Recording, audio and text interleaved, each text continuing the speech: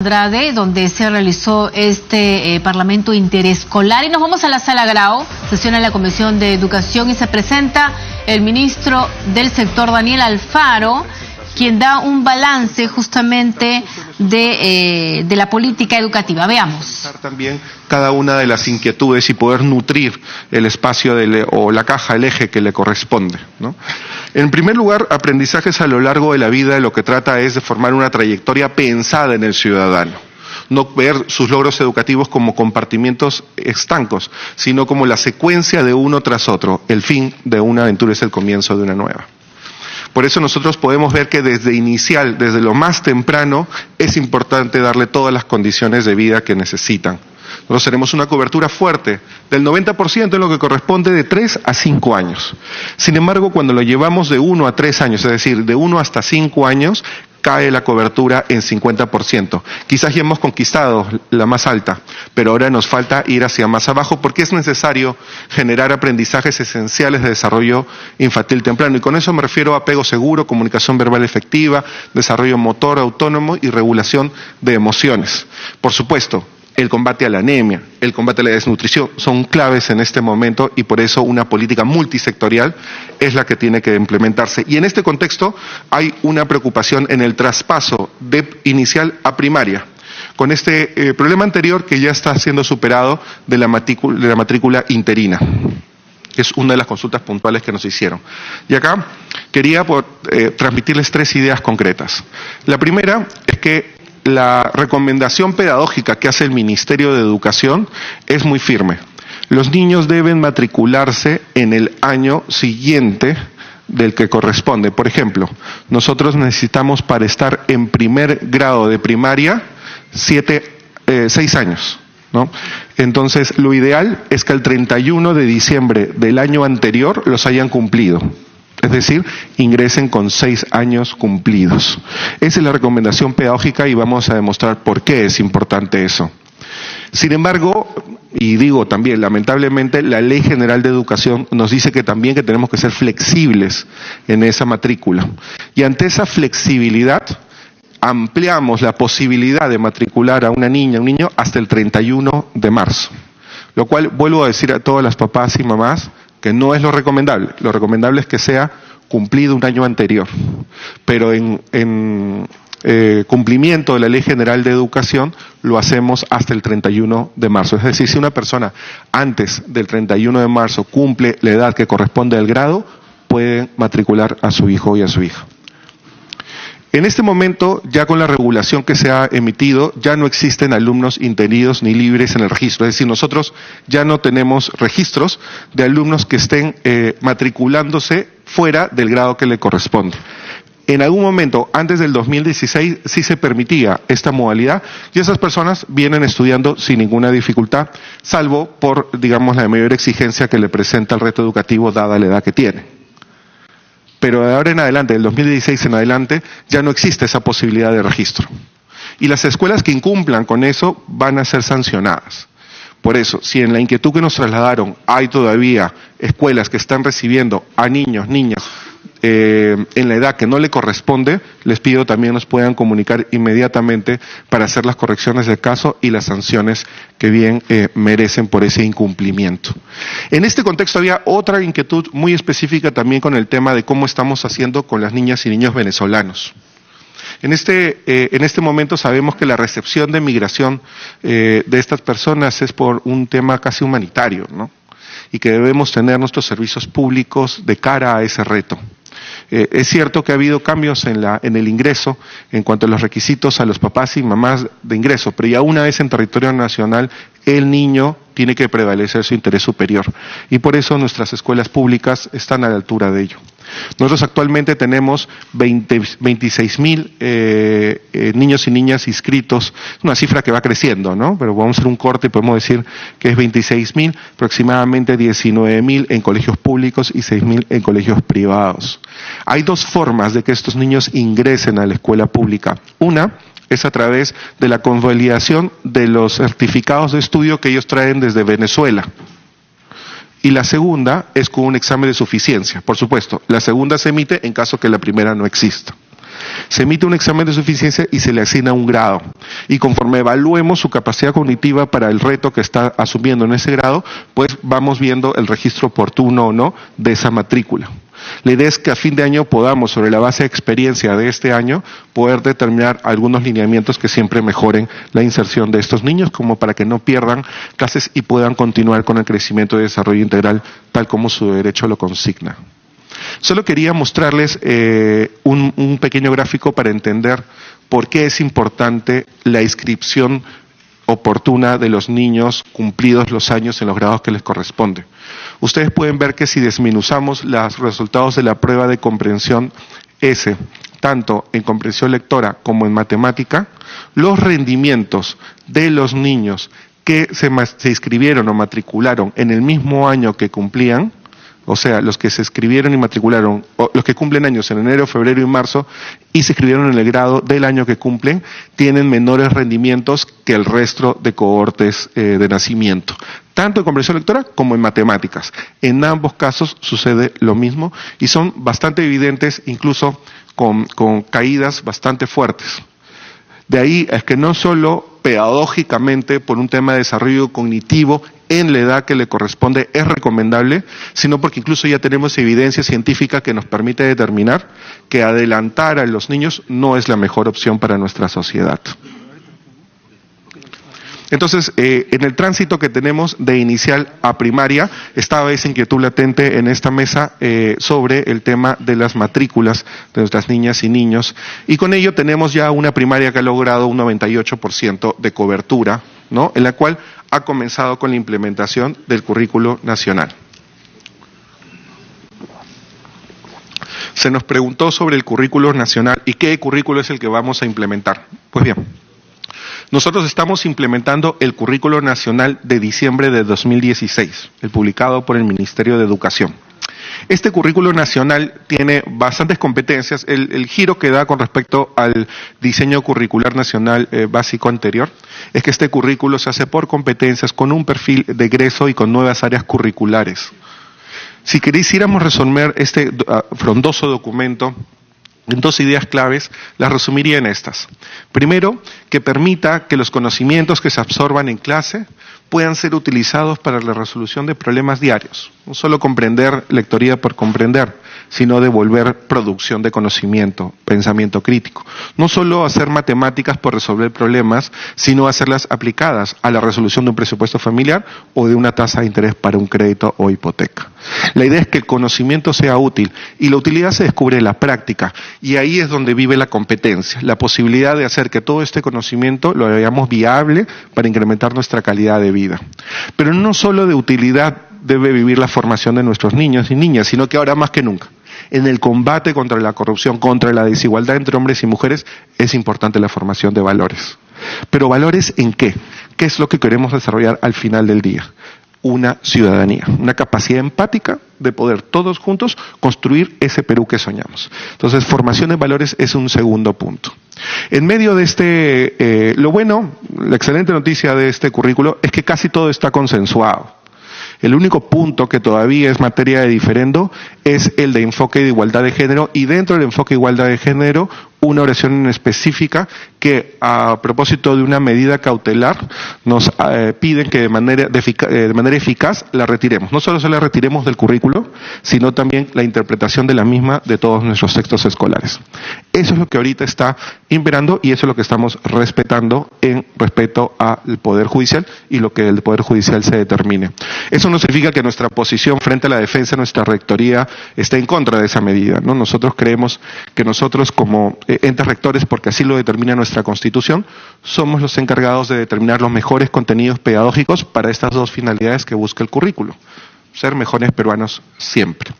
A propósito también de este proceso, del cual hemos sido muy respetuosos, nosotros hemos solicitado celeridad al proceso, al Poder Judicial, porque teníamos, además de la necesidad de ya mandar a imprimir el currículo y seguir con su implementación, teníamos además una contratación logística para mandar a imprimirlo, el cual no se podía hacer justamente por la demora que se estaba dando en este caso.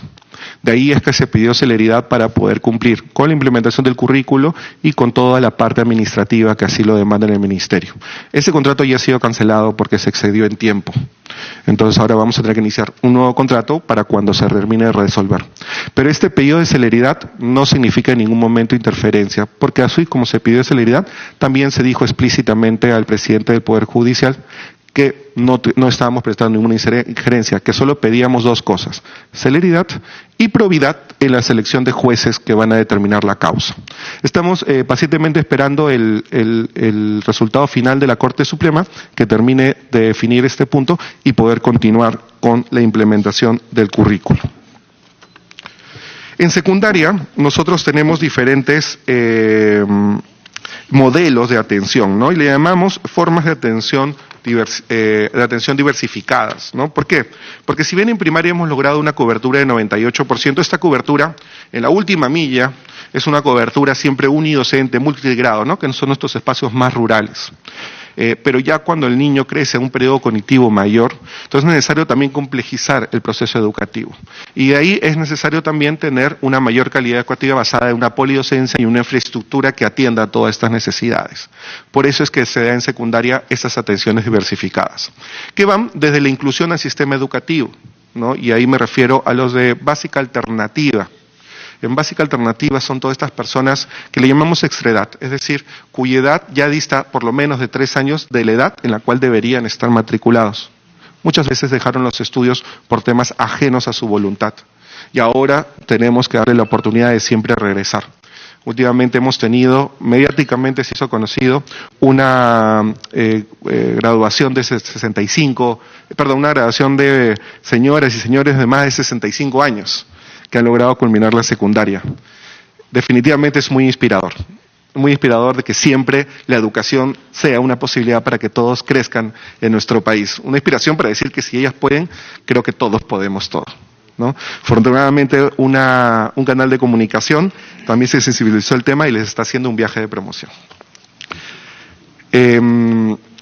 También con la inclusión estamos viendo los temas de inclusión con habilidades especiales. Si bien tenemos todavía pocas instituciones en el país que atienden de manera especializada a las personas con habilidades especiales, el reto acá está en que más bien la educación regular sea más inclusiva, en que los docentes desarrollen mejores competencias para poder abarcar también a personas con diferentes habilidades y que todos los colegios puedan tener esta apertura.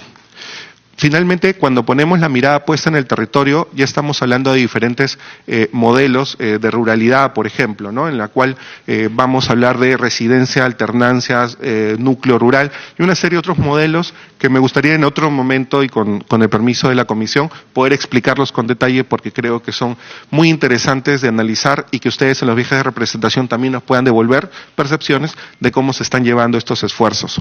Sin embargo, acá hay un tema específico que fue de interés de la mesa, que es el de secundaria técnica.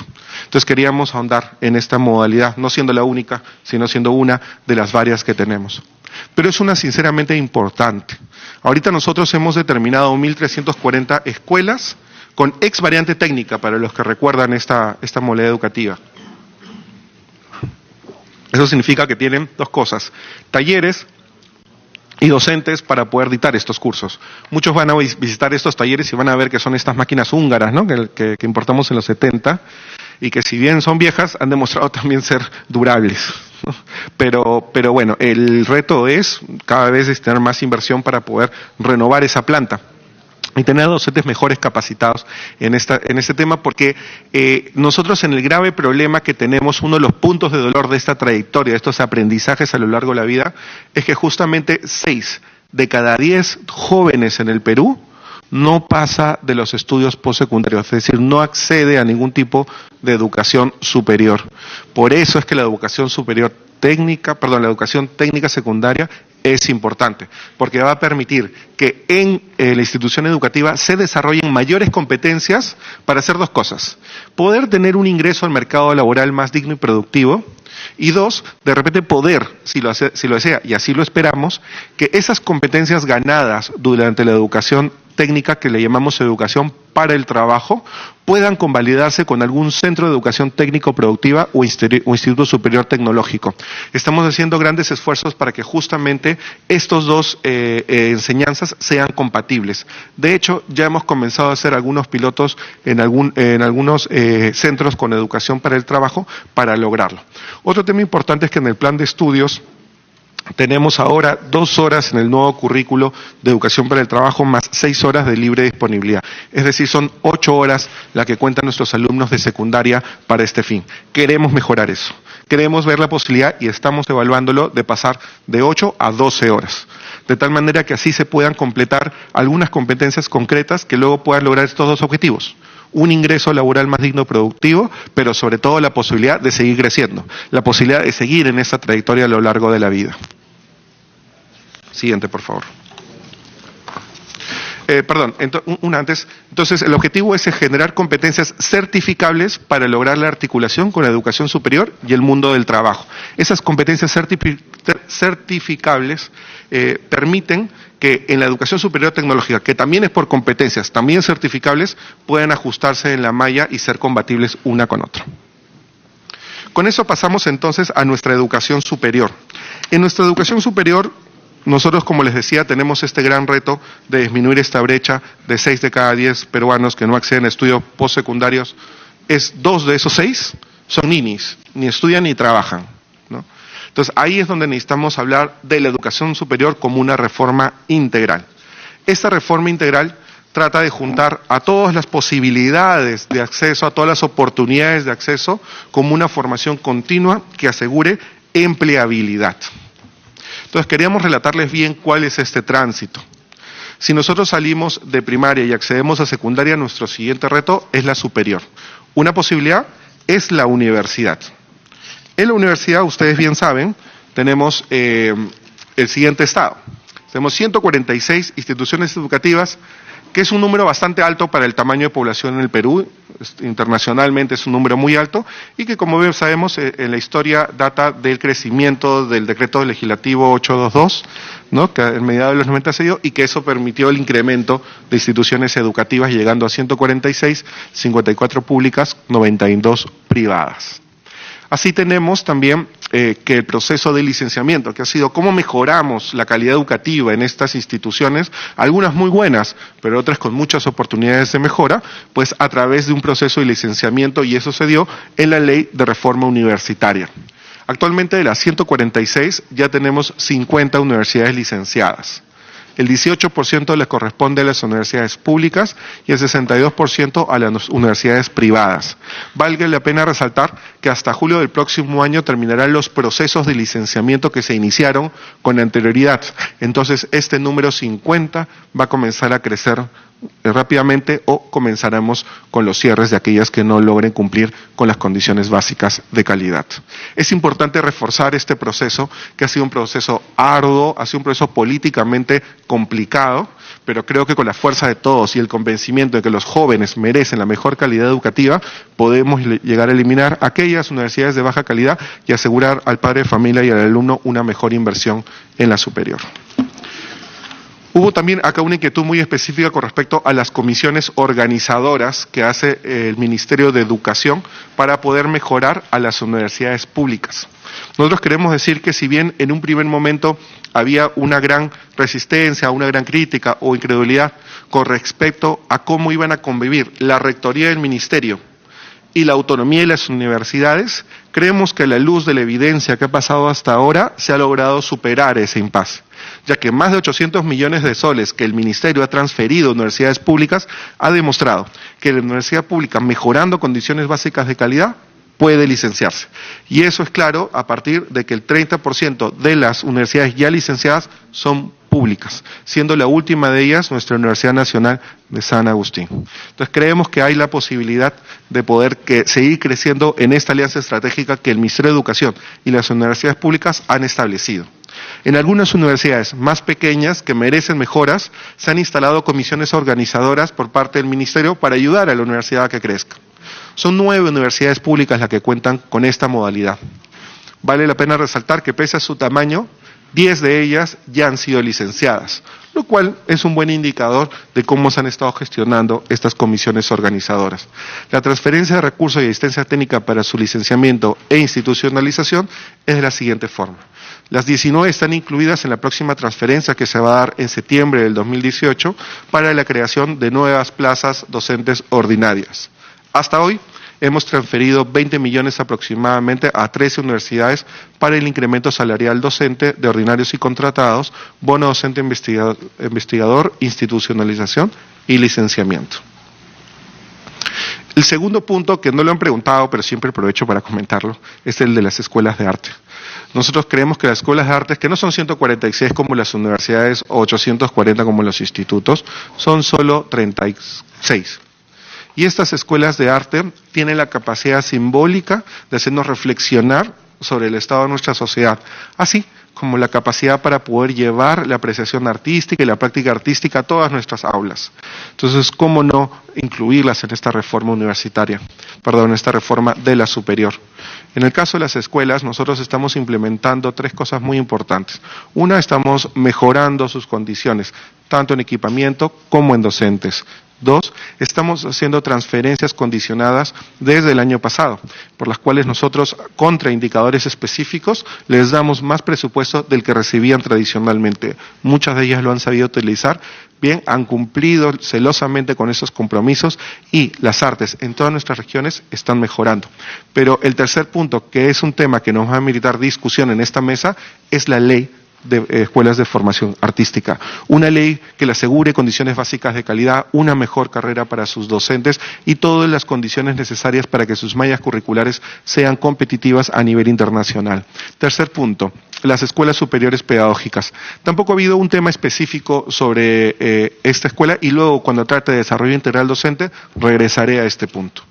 Finalmente, los institutos y las escuelas de educación superior tecnológica. Ahí hago una corrección de typo, es escuelas de educación, no T, sino S, superior tecnológica, ¿no? Estos institutos tienen la gran bondad de ser por competencias, es decir, ellos van avanzando. Primero, todas sus mallas curriculares se hacen junto con el sector productivo de la rama al cual ellos están inmersos para poder determinar las competencias que necesita nuestra economía para crecer y esas volverlas malla curricular. Con esa especificidad y con la necesidad de maquinar, equipamiento para que los alumnos puedan desarrollarse mejor, es que nosotros licenciamos estas escuelas. Esos licenciamientos han ido bien, porque de los 840 instituciones que tenemos, recuerden, 149 universidades, pero son 842 instituciones de educación superior tecnológica. Con eso nosotros ya hemos logrado 19 licenciamientos desde la promulgación de esta ley, que fue el año pasado, gracias a este Congreso, de la legislatura pasada, y logró a través del Ministerio sacar rápidamente las regulaciones para comenzar estos licenciamientos que van a paso firme. Son 19 licenciadas, 15 a plazo de cumplimiento y ya estamos en proceso de cierre de 32 institutos. Estos institutos ciertamente son institutos que no reportan matrícula, así que no va a haber afectación a estudiantes. Son institutos que tenían código abierto y que debían ser cancelados en la medida que no lo estén usando. ¿Qué hacemos con los institutos públicos, que son la mitad de todos los institutos que les he mostrado? Pues ellos me den muchas oportunidades de mejora, como bien ustedes seguro han podido constatar en los diferentes viajes que hacen a sus regiones, y para eso tenemos un modelo, le llamamos modelo de servicio de excelencia. Son 400 institutos y comenzar por todos sería imposible. Entonces lo que proponemos es escoger uno por región que a ese que tenga una buena matrícula, esté ubicado concéntricamente y tenga los profesores y las carreras con pertinencia, es decir, que puedan conectar con las necesidades productivas de la región. A esos les daremos un mejoramiento de todo su servicio a través de este modelo de mejora del servicio educativo. Este modelo ya está siendo implementado a través de 9 convenios que hemos hecho con gobiernos regionales, 7 proyectos de inversión en formulación de estos proyectos, de estos convenios, y estamos elaborando los estudios de preinversión en la región Cajamarca y Junín para comenzar con los 2 primeros. También para estos 2 primeros hemos logrado conseguir un préstamo con el Banco Interamericano de Desarrollo para hacerlos viables en el más corto plazo. En los siguientes van a entrar por obra pública y cuyos expedientes ya se están elaborando. Pero no se necesita tener expediente culminado para que el modelo comience a implementarse. El modelo se comienza a implementar desde ya, porque mejoramos su plana docente con docentes altamente especializados y mejoramos las mallas curriculares actualizándolas de acuerdo a la nueva necesidad del desarrollo productivo. Y piensen en este sueño y los invitamos a soñar juntos. ¿Qué pasaría si este Instituto de Excelencia crece a tal magnitud que puede reforzar e incluso ayudar a los otros que están dentro de su misma región? Se volvería como un instituto sol y el resto como satélites, que podrían compartir la excelencia ganada por este instituto y así comenzar la reforma desde el territorio. En un futuro incluso podrían ser unidades ejecutoras y a través de eso mejorar la gestión de todos los institutos que le siguen.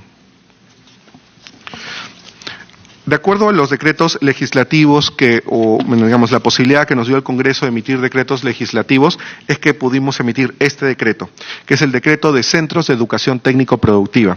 Acá quería hacer una aclaración más técnica, más formal, porque la inquietud que nos comunicó la Comisión nos dijo Educación Superior Técnico-Productiva, ¿no?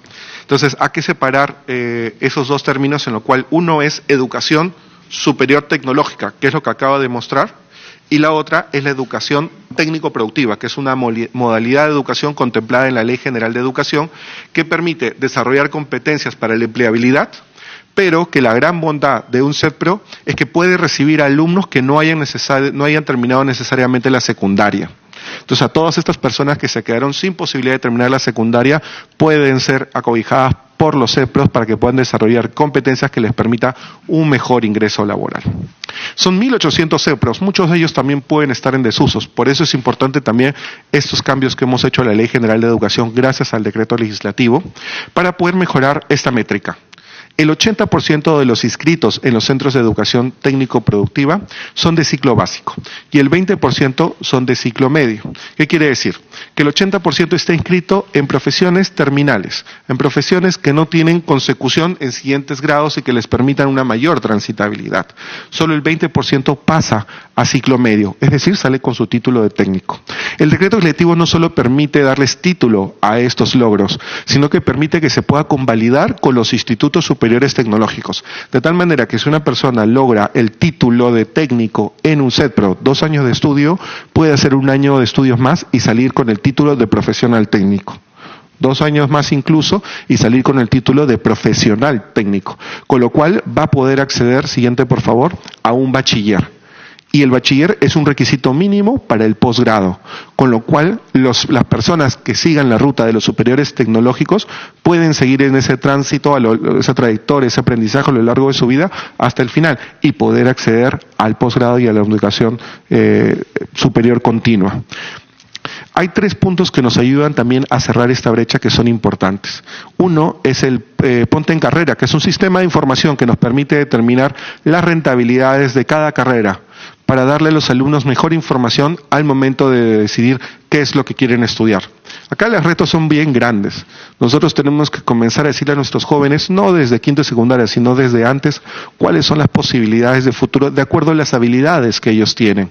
El poder tener una diversidad de opciones en la educación superior permite al ciudadano tener más libertad de elegir lo que mejor le convenga, de acuerdo a sus mejores habilidades y poder aportar al país en el mejor de sus posibilidades.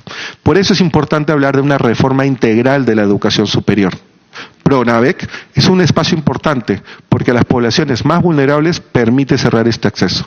Y acá hubo una inquietud específica con PRONAVEC con respecto a su focalización y a lo que estamos haciendo por la deserción. Nos permitimos profundizar un poco en ello. PRONAVEC al día de hoy tiene 62.000 estudiantes. Eso viene desde el 2012 hasta el 2018. Todos los procesos de focalización se dan a través de 2 grandes variables. El alto rendimiento que tiene PRONAVEC y el estado de pobreza extrema que pueda tener de acuerdo a CISFO. Entonces, el sistema de información, de focalización de hogares, es el que nos permite generar una correcta ubicación de esta persona que es en los quintiles 1 y 2 de pobreza. Por eso es que acá aseguramos desde ese punto de vista que sean los más beneficiados los que menos tienen. Pero a su vez lo conjugamos con otro, que sean los que mejor rinden, es es decir, los que estén en el tercio superior de sus colegios. Si juntamos ambas variables, llegamos a una población más o menos de 100.000 personas.